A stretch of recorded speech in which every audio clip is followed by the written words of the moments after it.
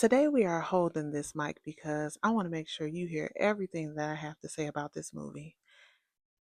This movie had me stressed out. Let's get into it.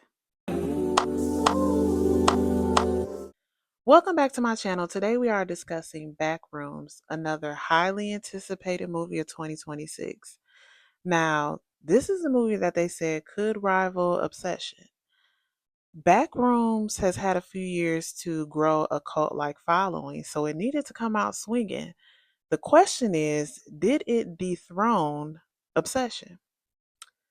Let's talk about it.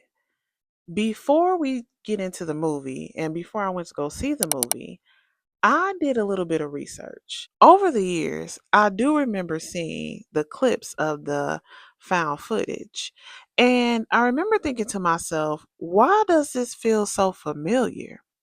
It feels familiar because the back rooms is like a bad dream. We've all had that weird bad dream where you're in a familiar like room, but something seems off. The furniture half sunken into the floor, or something is just weird about the room that you're in. You know what else it reminds me of? When video games first came out and it would glitch and you would fall through the floor, or to get to a secret level, you had to fall through the floor. Do y'all remember that? Am I aging myself? Don't try to guess my age. Moving on.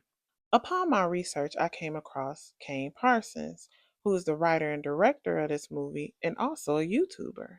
Kane Parsons goes by Kane Pixels here on YouTube. If you go to Kane Pixels page, you can see all of the lost footage from the back rooms, including the company that stumbled upon the back rooms and monitors it.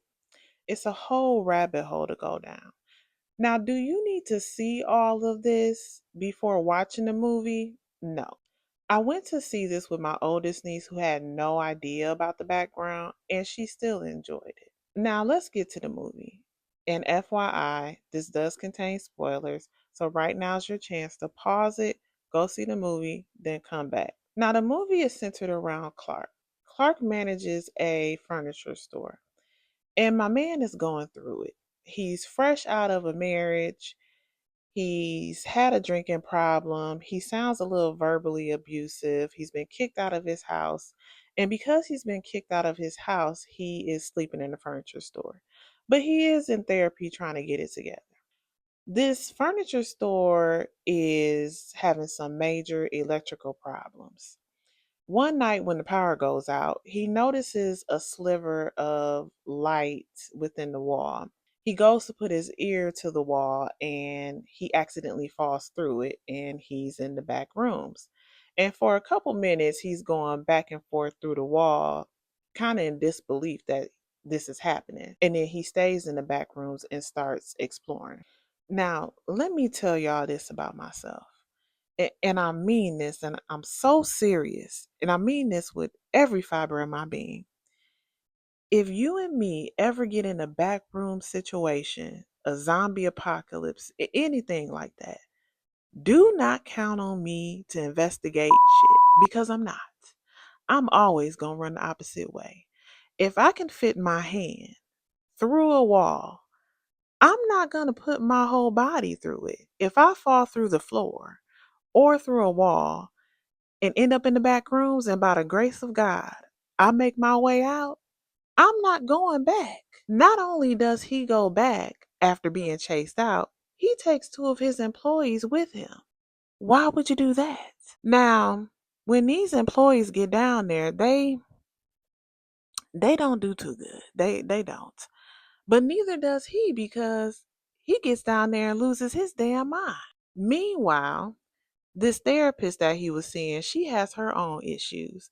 She has some childhood trauma. She's trying to work through it. She is. But she gets this weird message from him while he's stuck down there, and she goes to investigate.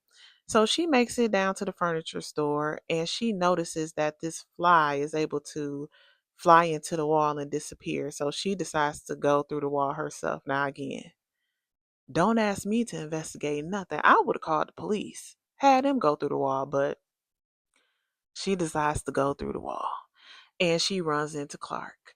And by this time, Clark has lost his marbles. So he ties her up and goes through this explanation of why he thinks he belongs in the back rooms. Now she's able to get him to a point where they agree that he can stay, but he's going to have to let her go. So he agrees to let her go. But while doing so, they are approached by this. I'm really not sure what to call it. It's a version of him, this giant version of him that's trying to kill them. She's trying to escape, and she ends up running into this company that has been monitoring the back rooms.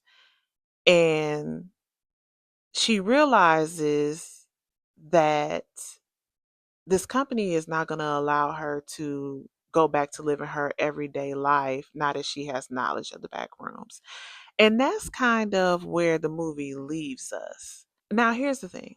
I think that most of us went to this movie wanting to know what the back rooms are, how they came to be, why they even exist, right?